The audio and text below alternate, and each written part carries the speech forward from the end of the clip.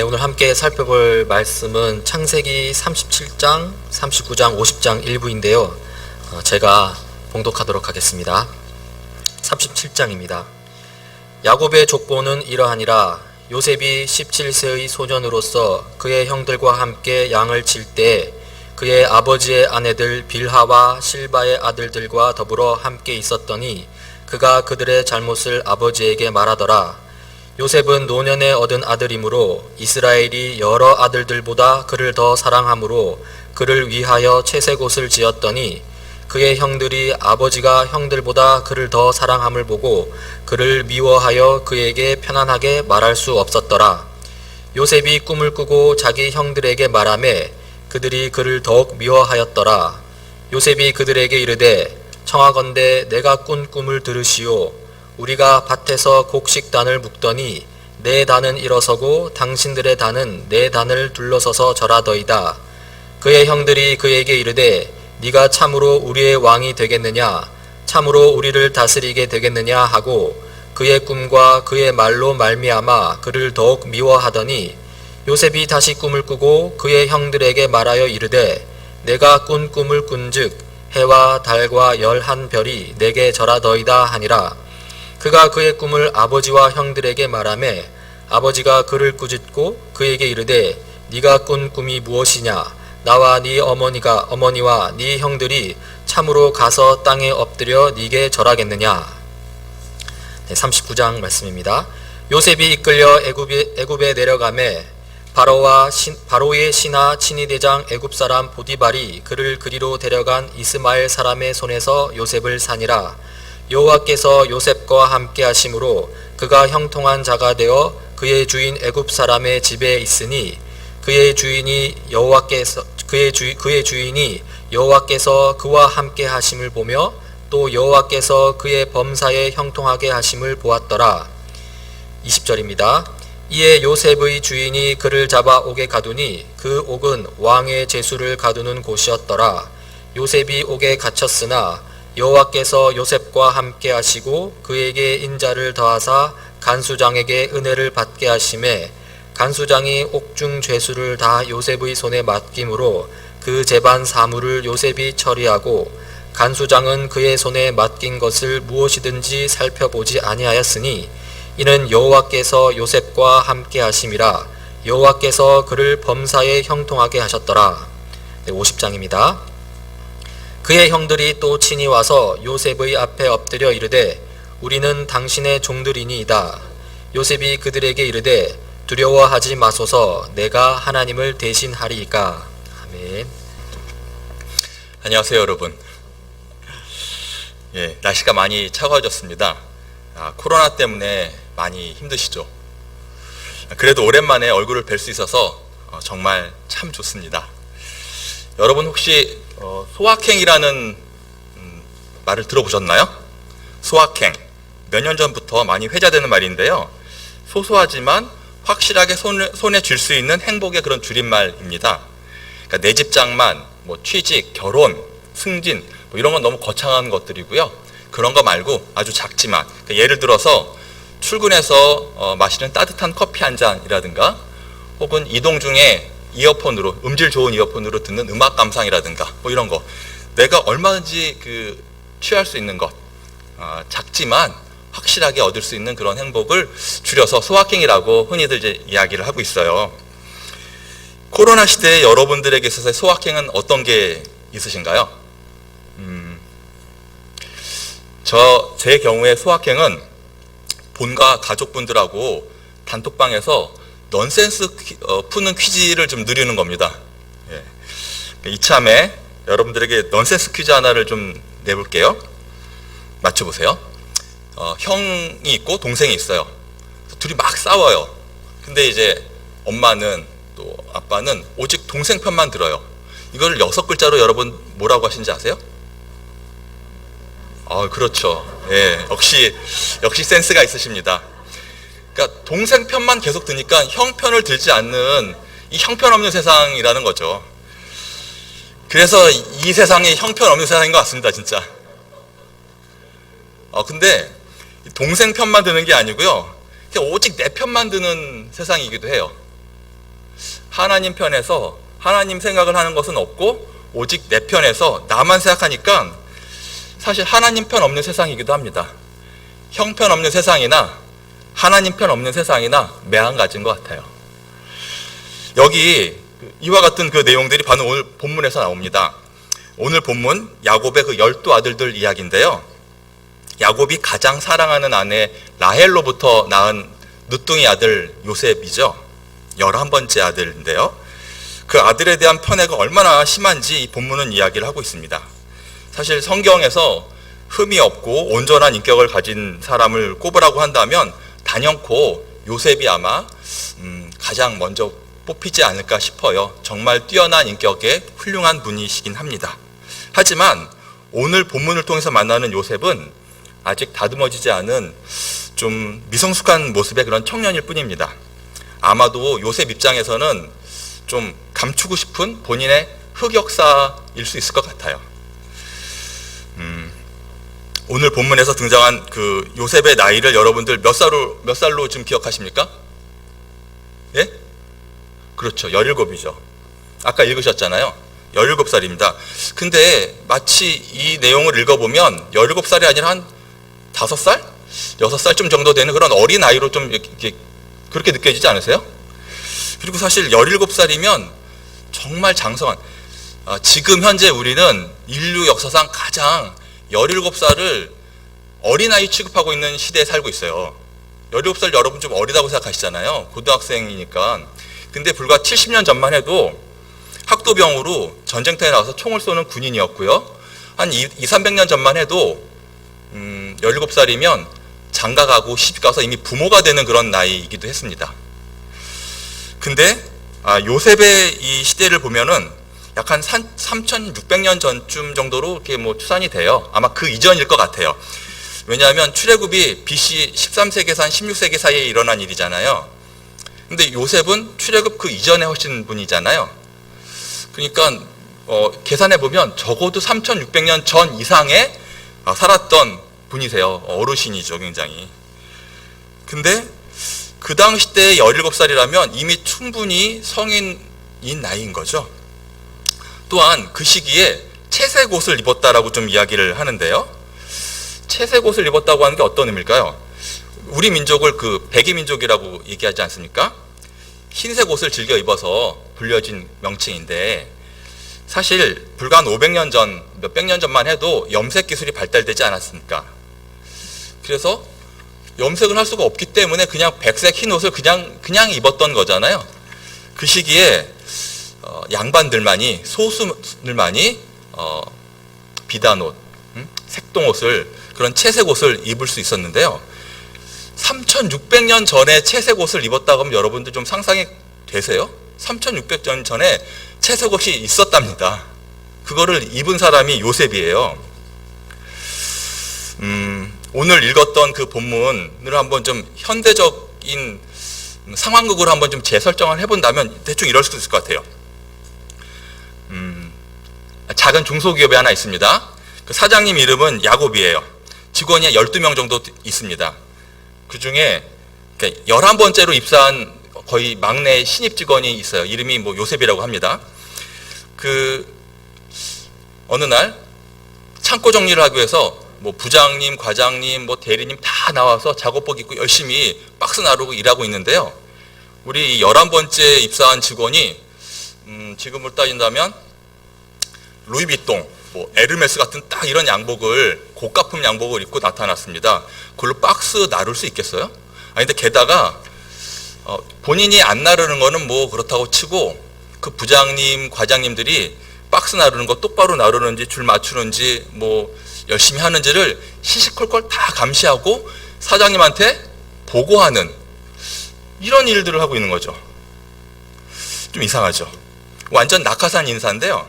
근데 사실은 이 기업이 가족 기업이잖아요. 전부 다 낙하산 인사들이거든요. 근데 유독 11번째 입사한 요셉이라고 하는 그 직원만 사장님의 특별한 총애를 받고 있는 뭐 그런 좀 특이한 경우였습니다. 자, 다시 한번 본문으로 들어가겠습니다. 37장 2절 말씀을 좀 보면요. 그가 그들의 잘못을 아버지에게 말하더라. 이 말은 요셉이 형들의 잘못을 바로 고자질했다는 얘기입니다. 37장 6절 보면요, 요셉이 그들에게 이르되 청하건대 내가 꾼 꿈을 들으시오 하며 형들의 곡식단들이 내 단을 둘러서 절하더라. 해와 달에 11별이 내게 절하더라. 아무도 궁금해하지 않았고요, 묻고 따지지도 않고 듣고 싶지도 않았던 내용들이에요. 근데 요셉은 적극적으로 형들에게 쫓아가면서 청하건대 내 말 좀 들어보세요라고 아주 적극적으로 달려가서 계속 막 이야기를 하고 있습니다. 그 내용이 사실 듣고 싶지 않은 내용들이잖아요, 형들 입장에서는. 근데 요셉은 정말 열심히 지독하게 쫓아가면서 계속 이야기를 해요. 요셉의 어린 시절, 아니 청년 시절은 좀 고자질쟁이도 있었고 자랑질쟁이도 있었던 것 같아요. 특히 자기중심적인, 자기 세계에 빠져있는 전혀 매력적이지 않은 그런 존재였어요. 다른 사람을 배려하는 것은 사실 좀 찾아볼 수가 없었습니다. 심지어는 상대방을 굉장히 짜증나게 만드는 그런 인물이었어요. 아버지에게는 총애를 받았지만 또 형들에게는 미움을, 냉탕과 온탕을 한 몸에 받고 있는 그런 존재였어요. 형들의 미움이 얼마나 컸던지 오늘 읽은 본문에서는 없었지만 형들이 동생을 죽이기로 결심하지 않습니까? 근데 때마침 지나가는 이스마엘 상인들에게 그냥 노예로 팔죠. 은 20냥을 받고선. 그런 상황 속에 이제 요셉이 애굽으로 팔려온 그런 상황이죠. 39장 2절 말씀을 좀 볼까요? 39장 2절 말씀이요. 여호와께서 요셉과 함께 하심으로 그가 형통한 자가 되어 그의 주인 애굽 사람의 집에 있으니, 이 말씀이 요셉이 노예를 팔려와서 그 보디발 친위 대장인, 바로의 친위 대장인 보디발의 집에 종으로 들어왔다는 그 대목인 거잖아요. 근데 하나님께서 함께 하시고 요셉을 형통하게 하셨다라고 얘기를 하세요. 39장 23절을 보겠습니다. 여호와께서 요셉과 함께 하심이라 여호와께서 그를 범사에 형통하게 하셨더라. 이 말씀은요, 보디발의 집에서 열심히 일하다가 그의 아내, 보디발의 아내의 유혹을 뿌리치고 순결을 지킨 대가로 감옥에 들어갑니다. 그 감옥에 들어간 상황 속에서 하나님께서 말씀하신 거예요. 요셉과 함께 하심이라 여호와께서 그를 범사에 형통하게 하셨더라 라고 말씀을 합니다. 여러분, 이 구절이 이해가 되십니까? 이 구절이 이 정황상, 상황 논리에 적합한 것으로 여러분들 이해가 되세요? 저는 오늘 이 본문 구절을 가지고 여러분들과 말씀을 좀 나누려고 합니다. 요셉이 어린 시절, 아니 좀 청년의 시절 고자질 좀 했고 좀 자랑질 좀 했어요. 좀 눈치가 좀 없었어요. 그렇다고 해서 이렇게까지 벌을 받아야 될 그런 잘못은 저질렀다고 생각되지는 않거든요. 이방 땅에 노예로 잡혀왔죠. 종살이를 합니다. 게다가 누명을 쓰고, 그러니까 지금 따진다면 성폭행, 미수 정도 되겠죠. 그런 죄로 감옥에 갇히게 됩니다. 이 정도의 벌을 받을 만한 잘못을 저지르지 않았어요, 요셉은. 형들의 미움과 증오로 인해서 노예로 팔려간 상황들을 보고 하나님께서는 함께 하셨다고 하고 요셉을 형통케 하셨다라고 말씀을 하세요. 여러분들 이게 좀 이해가 되세요? 정상적인 사고라고 하면 형통케 했다는 것은 그러면 속히 노예에서 이렇게 자유의 신분으로 풀리고 자기의 집으로 돌아갈 수 있는, 이게 형통한 것 아니겠습니까? 근데 그렇지가 않아요. 또 보디발 아내의 그 유혹을 뿌리치고 그 대가로 결국 감옥에 투옥되죠. 감옥에 갇히게 되는데 이때도 하나님 동일하게 말씀을 하세요. 여호와께서 요셉과 함께 하시니 요셉을 형통케 하셨다라고 본문에서 오늘 계속 우리가 읽었잖아요. 반복되게. 근데 여러분들 이게 이해가 되십니까? 그러니까 요셉은 하나님과 그 집주인 보디발의 신의를 지키기 위해서 몸부림쳤어요. 그래서 그 아내의 유혹을 뿌리치고 정말 신실하게 하나님 앞에 죄를 짓지 않으려고 노력을 했어요. 근데 그 대가가 감옥행이에요. 이상하잖아요?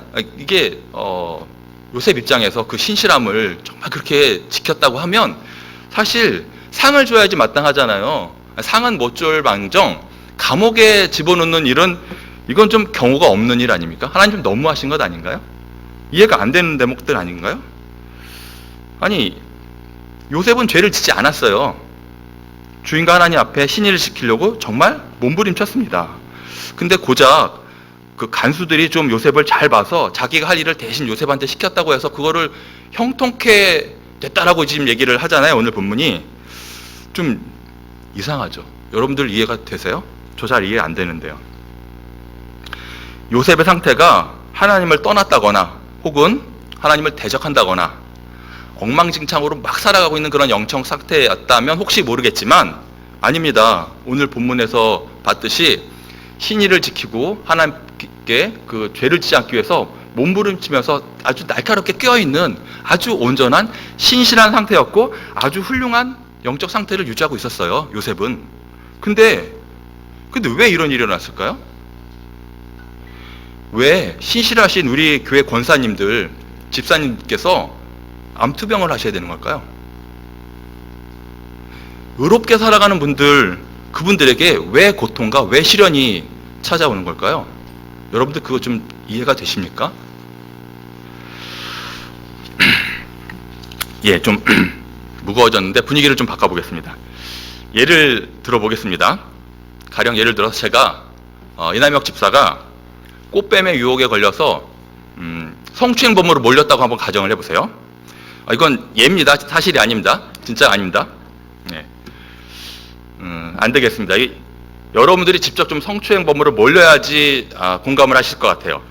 우리는 내 일이 아니면 굉장히 관대해지고 그럴 수 있지라고 하실 수 있잖아요. 여러분들이 성추행범으로 좀 몰리는 겁니다. 그러니까 여집사님들이나 권사님도 충분히 성추행범으로 몰리실 수 있어요. 긴장하십시오. 네. 여러분들이 지금 다 그 성추행범으로 몰려서 구치소에 들어갔다고 한번 생각해 보세요. 재판을 받았어요. 실형을 받았어요. 그래서 감옥에 교도소로 갔습니다. 여러분들이. 저와 여러분들이 함께 교도소에 지금 들어갔어요. 수감됐어요. 성추행범으로. 여기서 하나님이 함께 하시고 저와 여러분을 형통하게 하신다면 하나님 어떻게 하셔야 됩니까? 즉각적으로 진실이 밝혀져서 저희는, 여와 여러분은, 우리는 무죄로 석방되고 그 꽃뱀들, 뭐 그 제비족 이런 친구들이 저희 무고죄, 사기죄로 해서 감옥에 들어가야 되는 거잖아요. 우리는 나오고 그들은 들어가고 이게 형통한 것 아닙니까? 근데 그게 아니고요. 오늘 본문은 어떻게 얘기하냐면 교도소에 우리가 들어갔어요. 교도소에 들어갔는데 그 교도관들이 저와 여러분을 좀 잘 봤어요. 이쁘게 봐줘서 본인이 해야 될 일들을 대신 저희한테 맡기는 거예요. 나름 뭐 그 감옥에서 중요한 일이라고 생각하는 뭐 빨래 개는 거, 식당에서 밥 푸는 거, 뭐 이런 거를 좀 편한 보직을 우리한테 좀 제공을 하고 다 맡겼다는 거예요. 그거 가지고서 여러분들 형통하게 됐다라고 여러분들 받아들일 수 있으세요? 성경이 오늘 그렇게 얘기하고 있거든요. 형통하게 됐다는 거예요. 물론 현실에서는 저와 여러분이 성추행범으로 그렇게 무고하게 감옥에 가는 일은 절대로 발생하지 않습니다. 왜냐하면 우리에게는 김한주 장로님 있지 않습니까? 변호를 잘 해주셔서 당연히 무죄로 풀려나가겠죠.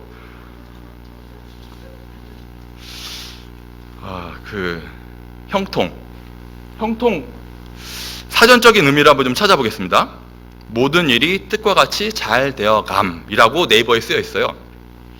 형통, 모든 일이 뜻과 같이 잘 되어감. 방금 읽었던, 우리가 살펴봤던 요셉의 그 형통함이라는 그 대목과 네이버에서 얘기하고 있는 형통이 여러분들 같으세요? 좀 차이가 많이 났지 않나요? 무슨 차이일까요? 관점의 차이, 시각 차이 아닐까요? 나의 시각과 하나님의 시각은 다르다는 거죠. 내 생각엔, 내 입장에서는 도저히 이해할 수 없고 받아들이고 싶지 않은 그런 불편한 일이지만 하나님께서는 내가 너와 함께 하신다고 말씀하시면서 하나님의 관점에서는 이것이 나를 형통케 하고 있는 그런 과정이다라고 말씀하고 그렇게 이야기하십니다. 제 이야기를 좀 하나 하겠습니다. 3달 전쯤의 이야기인데요. 저희 회사에 좀 중요한 입찰이 하나 있었습니다. 저는 좀 작은 건축 인테리어 회사를 운영하고 있는데요. 작지만 저희 회사가 좀 잘하는 일이 하나 있습니다. 그거는 대학교 강의실을 항공 실습실로 이렇게 꾸미는 일이에요. 이 실습실에서 학생들은 승무원이 되는 그런 교육을 받고 스튜어디스, 스튜어드, 이것이 되는 그런 꿈을 키우는 그런 공간이기도 합니다. 이 항공 실습실, 비행기 내부를 똑같이 이렇게 만들어주는 이 분야의 일을 한 지가 한 10년이 좀 넘었습니다. 수주했던 공사 실적도 한 40개 넘게 그런 공사들을 해왔어요. 많이 했습니다. 경험이 좀 많이 있어요.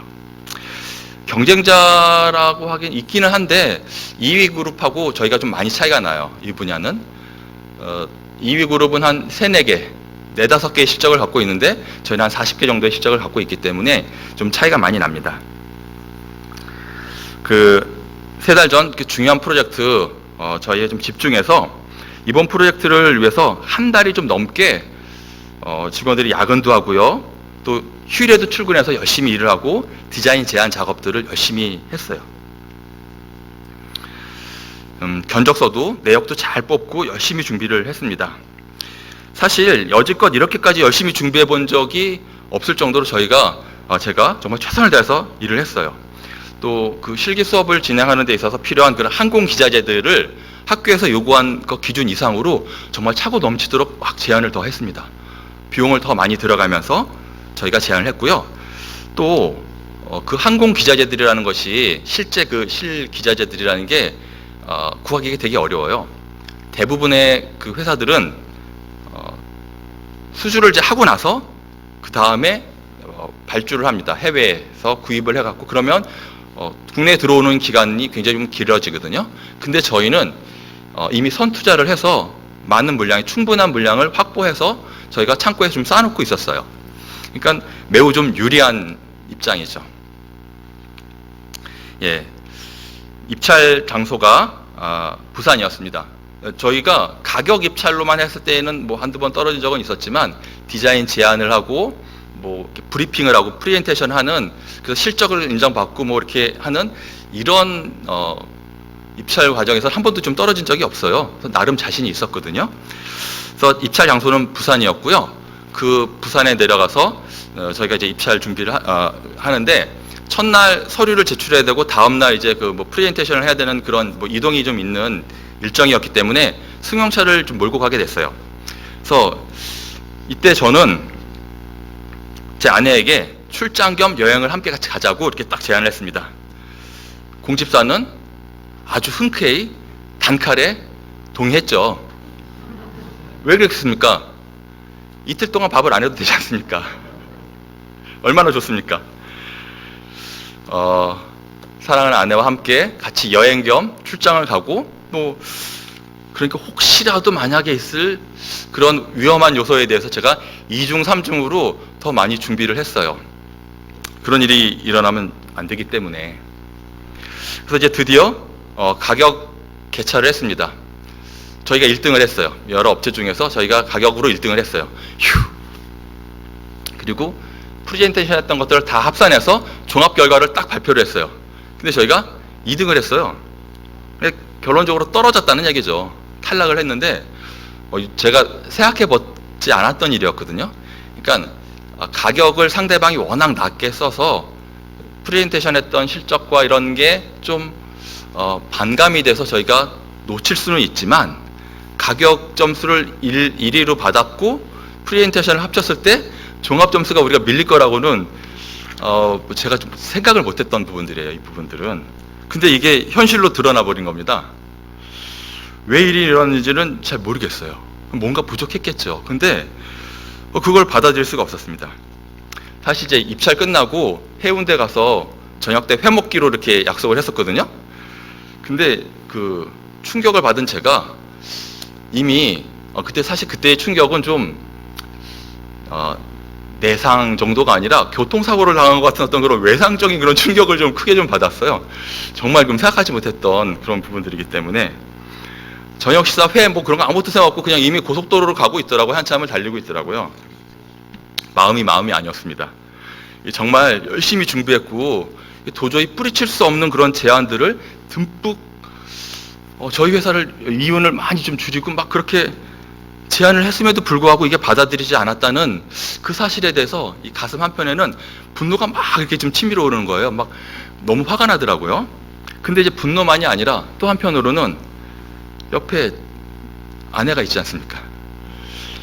그 출장을 가자고 한 데에는 나름대로 제가 이 남편으로서 딱 좀 멋진 모습을 좀 보여주려고 하는 어떤 그런 의도가 있었는데 이거 완전 창피하고 부끄러운 이런 상황들에, 그러니까 한쪽에서는 막 분노가, 한쪽에서는 그런 낯뜨거움이, 창피함이, 이 두 감정이 막 뒤섞여서 막 울퉁불퉁하게.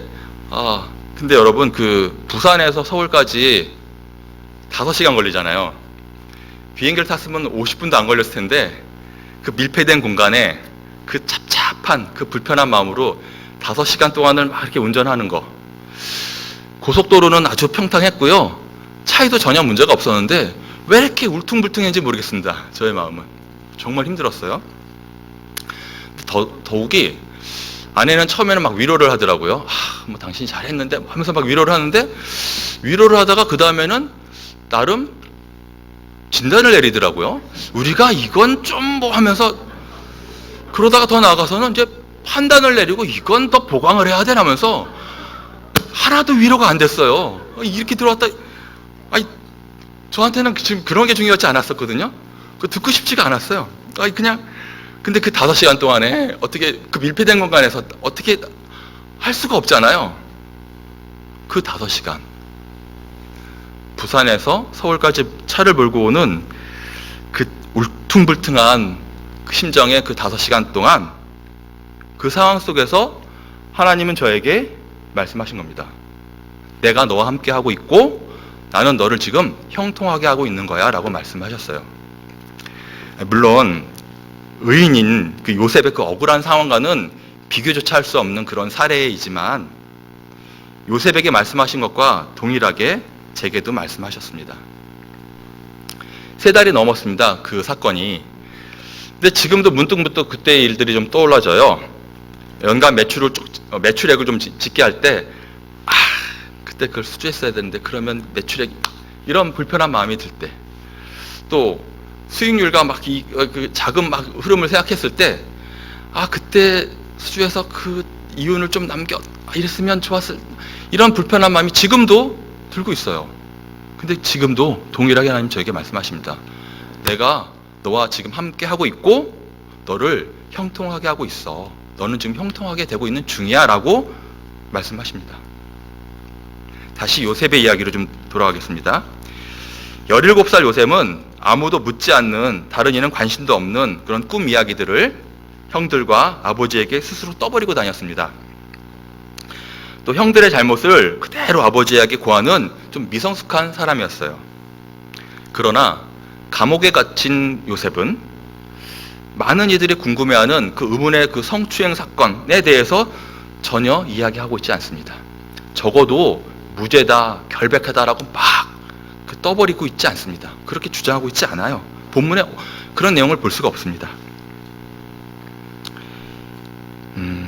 요셉이 총리 대신이 된 시점이 약 한 30세 즈음이라고 합니다. 30살, 30대라고 하는데요.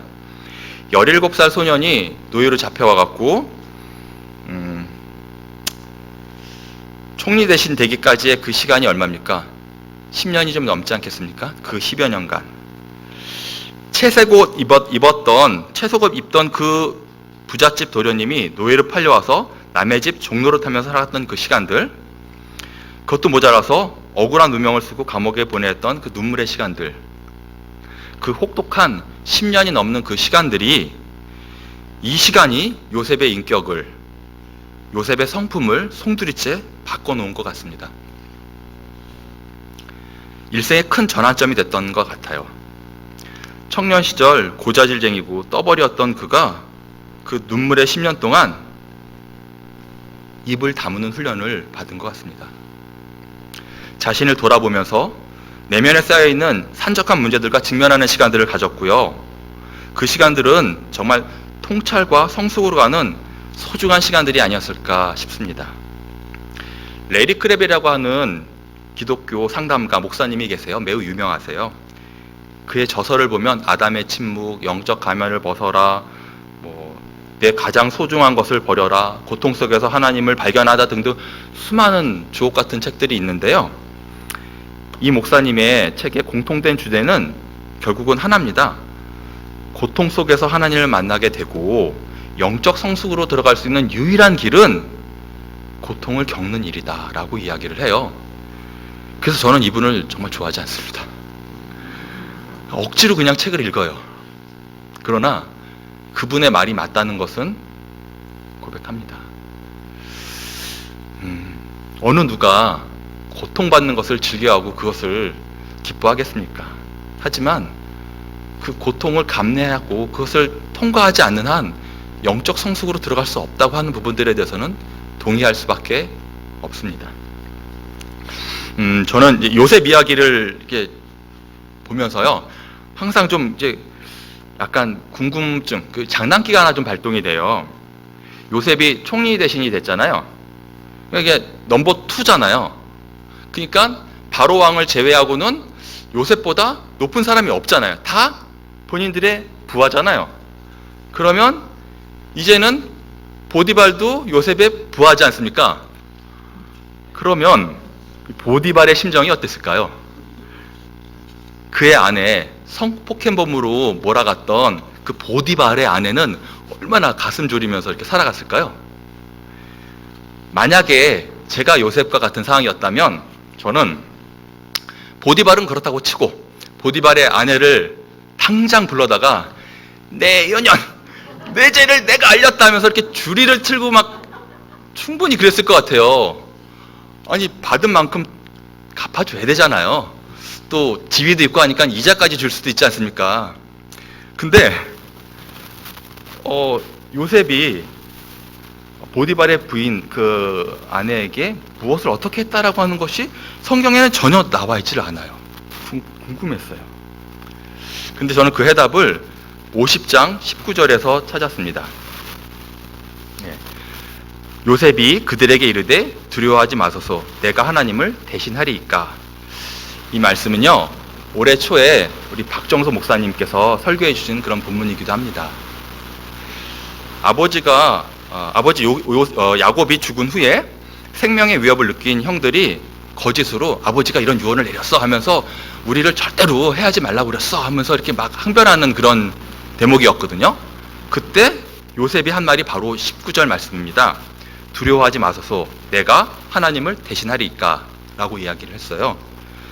이게 정죄하고 심판하는 일, 나아가 스스로 복수하고 처단하는 일, 이것은 인간이 내가 할 수 있는 일이 아니고 오직 하나님께서 하실 수 있는 하나님의 영역의 일이기 때문에 내가 만약 그것을 선택한다면 하나님의 자리를 찬탈하는 것이라고 요셉은 여겼다는 것이죠. 그래서 두려워 마소서, 내가 하나님을 대신하리이까. 그래서 요셉은 형들을 용서했고요, 아마도 보디발의 아내에게도 죄를 묻지 않았던 것 같습니다. 오늘 본문을 좀 정리해보자 합니다.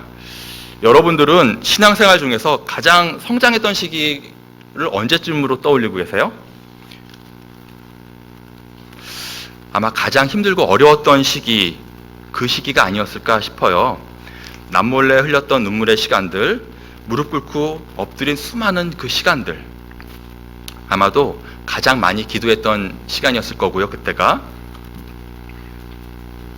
또한 하나님과 가장 가까이 지냈던 시기였지 않았을까 싶습니다. 고통 속에 온전히 반응하면서 그분께 나갔던 시간들, 그 시간들 덕분에 저와 여러분이 오늘 이 자리에 있는 것 아닐까 싶어요. 요셉 이야기를 한 사람의 그런 성공 스토리로만 여기지 않았으면 좋겠습니다. 사실 역사적으로 본다면 이스라엘 민족이 스스로 애굽으로 들어가서 훗날 그들의 노예가 되는 그런 시발점이 되기도 합니다.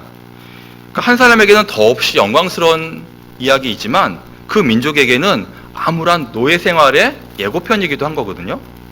그렇기 때문에 요셉 스토리를 역경을 딛고 결국 그 꿈을 이루어낸 어떤 성공시나 위인전, 출세담으로 여기지 않았으면 좋겠습니다. 그런 오해를 우리 갖지 않았으면 좋겠어요. 요셉 이야기는 성공한 그의 사회적 지위에 초점이 맞춰져 있는 것이 아니라 하나님의 손에 붙들린 미성숙한 청년이 예기치 못한 그런 고난 속에서 하나님과 동행하는 가운데 인생 자체가 변하는 그런 이야기라고 생각합니다. 그의 내면이 변하고 그의 사고가 변하고 그의 가치관이 변해서 그 인생이 송두리째 변하는, 저는 하나님 손에 붙들린 변화되는 사람들의 이야기라고 생각이 들어요. 3600년 그 이전의 이야기이지만 옛날 이야기가 아니라 지금도 오늘도 동일하게 반복되고 이루어지는 살아있는 꿈틀대는 이야기라고 생각합니다.